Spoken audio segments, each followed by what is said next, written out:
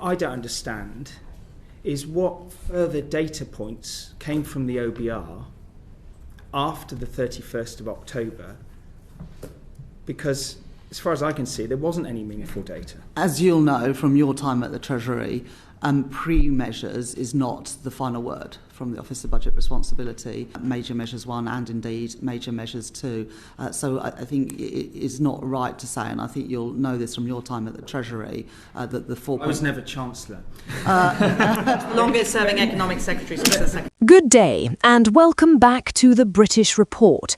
We are witnessing the political equivalent of a Treasury meltdown as Chancellor Rachel Reeves, during a brutal grilling by the House of Commons Treasury Committee, completely lost her composure, descending into a furious, high-stakes row with a Conservative MP over her highly controversial tax-raising budget. While the tears may have been metaphorical, a complete breakdown of the carefully constructed facade of control, the political damage is terrifyingly real.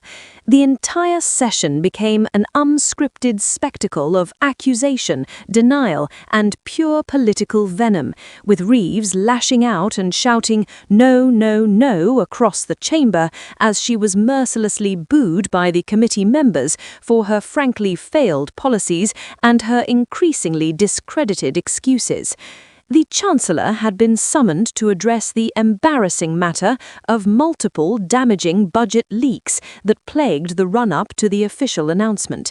This alone is a huge scandal, and Reeves confirmed with palpable frustration that government ministers themselves, along with civil servants and political advisers, are all being investigated as part of an official inquiry into who leaked details of her tax and spend plans to the media before they were officially announced. She insisted on the record how frustrated and very damaging the leaks and speculation were, confirming that she has given her full support to the Permanent Secretary at the Treasury to conduct a leak inquiry that covers the very top of government, a confession that suggests the problem is internal and systemic, potentially placing Starmer's own inner circle under suspicion. But the hearing immediately descended into absolute chaos when Conservative Dame Harriet Baldwin, a former Treasury Minister herself, stepped up to the plate and brutally criticised Miss Reeves' core justification for the tax hikes, her claim that she had inherited a £22 billion black hole in public finances from the last Conservative government. Reeves clung desperately to this figure, insisting, "Not at all. The £22 billion black hole left by the previous government that was set out to me by Treasury officials the weekend I became Chancellor of the Exchequer, which we had to fill, and then the £16 billion downgrade to productivity." She concluded her defense by stating they had been forced to do additional tax raising because of the mess left by the previous government. This is the core political lie of the budget, the necessity defense. But Dame Harriet, armed with cold, hard facts, was having none of it.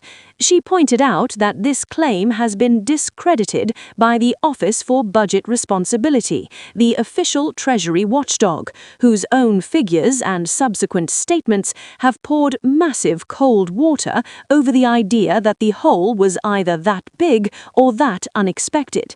As Dame Harriet attempted to interrupt and press her on the OBR's actual assessment, the Chancellor snapped, shouting over her, "Well, shall I finish answering your question, Dame Harriet?" in a moment of completely exposed desperation. The real breakdown occurred when Dame Harriet asked the most devastating question of the day, cutting straight to the heart of the government's economic credibility. "So you chose not to put any pro-growth measures in this budget?" Budget? This was a reference to the OBR's assessment that the overall package of tax and spending measures did not contain a single measure that would positively impact long-term growth. Reeves was visibly rocked by the suggestion that her policy was actively anti-growth, shouting, "That's no, no, no." As the Conservative MP tried to speak, Ms Reeves continued her furious denial. "Dame Harriet, don't contradict what I've just said." Despite continued interruptions and the palpable hostility of the committee, Ms Reeves desperately tried to defend the indefensible, continuing, "I didn't say in the answer to my question, as you've just suggested, that there were no growth measures in this budget. Far from it." She then scrambled to highlight the only 2 positive projects she could think of: the government's backing for a new runway at Heathrow Airport and a film studio development in Marlow, Buckinghamshire. This attempt to cite 2 small, long-term infrastructure and development projects against the backdrop of the largest tax-raising budget in UK history was met with outright hostility and disbelief, as the committee members audibly expressed their discontent, effectively booing the Chancellor's lack of ambition.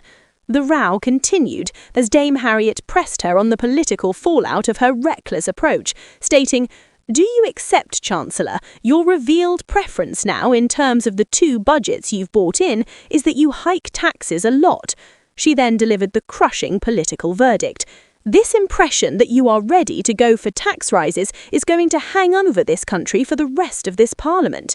This confirmed the central concern of the markets and businesses. The Chancellor's revealed preference is to hike taxes, making Britain an unattractive place for investment. Reeves, unable to defend her own record, attempted to deflect the blame once again by shifting the topic to the last Conservative government, saying, "Of course, the previous government took taxes to a record high," a statement that is technically true, but ignores the fact that she has now taken them even higher. Interrupted again by members of the committee who had clearly heard enough, a visibly angry and frantic Ms Reeves shouted, "No, I'm not surprised you don't want to hear about the previous government, nor do voters," failing to realise that voters also do not want to hear about her excuses. Dame Harriet landed the final clinical blow by stating that the leaks in the run-up to the budget had actively prevented businesses from investing in the UK, directly linking the Chancellor's incompetence and lack of control over her own department to real-world economic damage. This entire session was a disaster for Reeves, a complete loss of control that suggests the pressure of defending her failed policies is finally becoming too much. Thank you so much for watching.